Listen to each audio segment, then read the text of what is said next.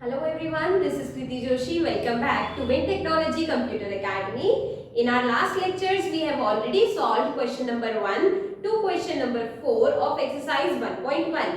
अगर वो वीडियोस आपने अभी तक नहीं देखी है तो उनका लिंक हमने डिस्क्रिप्शन बॉक्स में दे दिया है, आप वहां से उन वीडियोस को देख सकते हैं।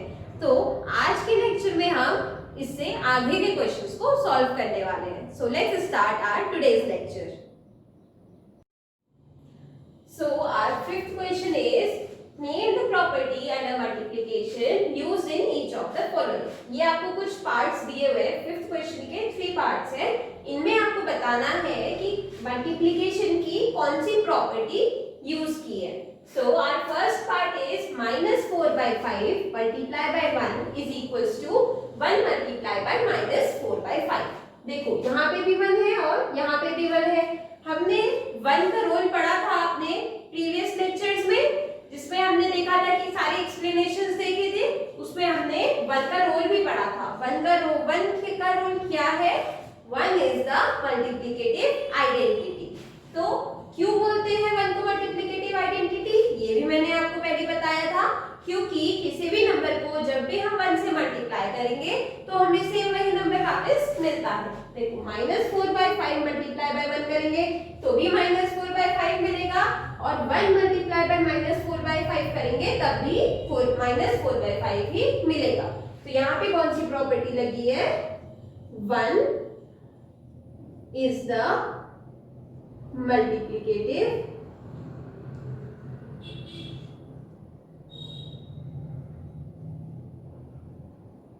आइडेंटिटी।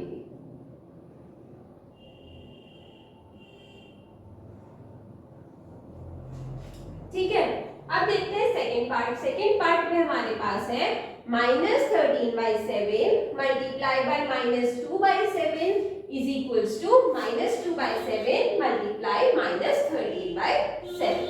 अब हमने कुछ प्रॉपर्टीज पढ़ी थी, उसमें एक प्रॉपर्टी में था a multiply by b is equals to b multiply by a। कौन सी प्रॉपर्टी में था ऐसा? देखो हमने एक क्लोजर प्रॉपर्टी पढ़ी थी, एक कम्यूटेटिव प्रॉपर्टी पढ़ी थी, एसोसिएटिव प्रॉपर्टी और डिस्ट्रीब्यूटिव प्रॉपर्टी। ये 4 प्रॉपर्टीज हमने पढ़ी हैं। उसमें से कम्यूटेटिव प्रॉपर्टी में था a multiply by b is equals to b multiply by a। मतलब ये जो हमने प्लेसेस चेंज की है, पहले a मल्टीप्लाई बाय b था, फिर b मल्टीप्लाई बाय a कर दिया, इससे आंसर में कोई फर्क नहीं पड़ता है, हमारा आंसर सेम ही आता है। तो अब आप देखो कि क्या यही सेम चीज इस क्वेश्चन में है या नहीं है।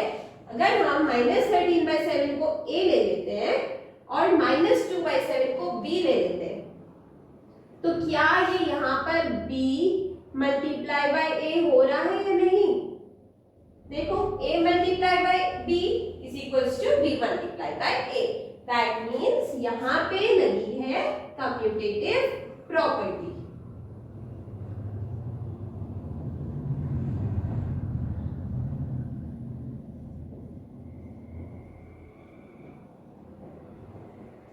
Now our last part of this question is -19/29 multiply by 29 by -19 is equals to 1।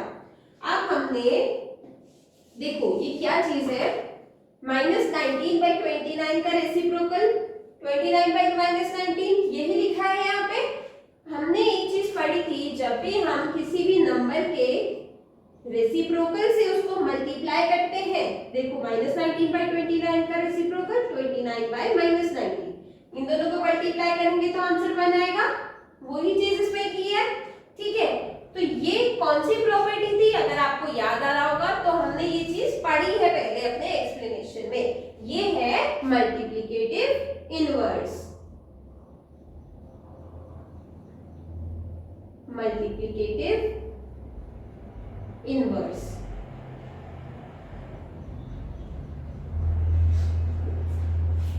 ठीक है, उस नंबर के रेसिप्रोकल से उसको मल्टीप्लाई करेंगे तो आंसर 1 आएगा। क्यों आया 1? 29 से 29 कैंसिल हो गया और -19 से -19 कैंसिल हो गया, तो हमारा आंसर आया 1। तो यहाँ पे हमारा क्वेश्चन नंबर 5 खत्म हो गया है। अब देखते हैं कि क्वेश्चन नंबर 6 में क्या है। क्वेश्चन नंबर 6 में लिखा है multiply 6 by 13 by the reciprocal of -7 by 16। हमें क्या करना है, 6 by 13 को मल्टीप्लाई करना है, किससे, -7 by 16 के रेसिप्रोकल से।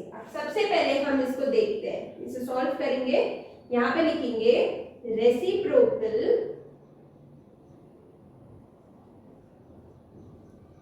Of -7 by 16। -7 by 16 का रेसिप्रोकल क्या होगा, 16 by -7, isn't it? -7 by 16 का रेसिप्रोकल होगा 16 by -7। अब हमें क्या करना है, ये जो रेसिप्रोकल आया है इसको 6 by 13 से मल्टीप्लाई करना है। तो अब हम इसको सिंपली मल्टीप्लाई कर लेते हैं, 6 by 13 मल्टीप्लाई बाय 16 by -7। तो ये हो जाएगा 16 multiply by 6 is 96, isn't it? अब ऐसे ही 13 मल्टीप्लाई बाय 7 इज 91, है ना। अब देखो यहाँ पे माइनस का साइन है, 13 में से -7 को मल्टीप्लाई करेंगे तो -91 आएगा। अब हम इसको 96 बाय -91 भी लिख सकते हैं, और आप चाहो तो -96 बाय 91 भी लिख सकते हो। क्लियर? यहाँ पे हमारा क्वेश्चन नंबर 5 और क्वेश्चन नंबर 6 खत्म होता है। Now let's see question number 7। Question number 7 में लिखा है tell what property allows you to compute 1/3 multiply by 6 multiply by 4/3 as 1/3 multiply by 6 multiply 4/3। ठीक है, मतलब क्या है कि कौन सी प्रॉपर्टी आपको अलाउ करती है कि आप इस नंबर को ऐसे भी लिख सकते हो। ठीक है, मतलब इन दोनों का आंसर सेम आएगा। ऐसा हमने कौन सी प्रॉपर्टी में पढ़ा था। अब याद करें अगर अपनी प्रॉपर्टीज को, तो क्लोजर प्रॉपर्टी जो हमने पढ़ी थी उसमें तो ये था कि अगर हम कोई भी दो रेशनल नंबर्स को सॉल्व करेंगे, मतलब या ऐड करेंगे, सब्ट्रैक्ट करेंगे, मल्टीप्लाई, डिवाइड करेंगे, तो एक रेशनल नंबर ही आंसर आना चाहिए। ठीक है, कम्यूटेटिव प्रॉपर्टी की अगर बात करें तो उसमें था a multiply by b is equals to b multiply by a। ये थी हमारी कम्यूटेटिव प्रॉपर्टी। उसके बाद आती है एसोसिएटिव प्रॉपर्टी। एसोसिएटिव प्रॉपर्टी में था a multiply by b multiply by c is equals to a multiply by b multiply by c। यही थी हमारी एसोसिएटिव प्रॉपर्टी। क्या था एसोसिएटिव प्रॉपर्टी में कि ये जो हमने ग्रुपिंग की है, यहाँ पे b और c का एक ग्रुप बना लिया है, यहाँ पे a और b का एक ग्रुप बना लिया है, इससे हमारे आंसर में कोई फर्क नहीं पड़ेगा, इन दोनों का आंसर सेम ही आएगा। ठीक है, तो क्या ये ही प्रॉपर्टी यहाँ पर लगी है या नहीं है? देखो 1/3 को a ले लो, ठीक है, इसे b और इसे c, यहाँ पे b और c का ग्रुप बना रखा है, और ऐसे यहाँ पर a और b का ग्रुप बनाया हुआ है, isn't it? तो इसका मतलब यहाँ पे कौन सी प्रॉपर्टी यूज की है? Associative property. तो हम आंसर में लिख लेंगे बाय यूजिंग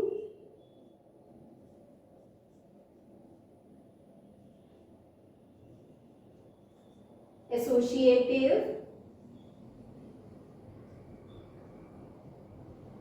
प्रॉपर्टी।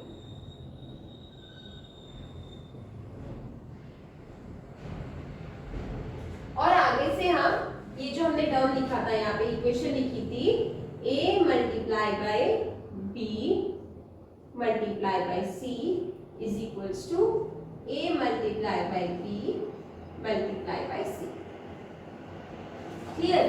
तो ये हो गया हमारा क्वेश्चन नंबर 7। आई होप कि आपको क्वेश्चन नंबर 5, 6, 7 अच्छे से समझ में आ गए होंगे। अब इसके आगे के क्वेश्चंस हम अपने नेक्स्ट लेक्चर्स में सॉल्व करेंगे। अगर आपको इन क्वेश्चंस में कोई भी डाउट है, so you can contact us on WhatsApp. हमारा नंबर डिस्क्रिप्शन बॉक्स में भी दिया है और स्क्रीन पे स्क्रॉल भी कर रहा है। Thank you.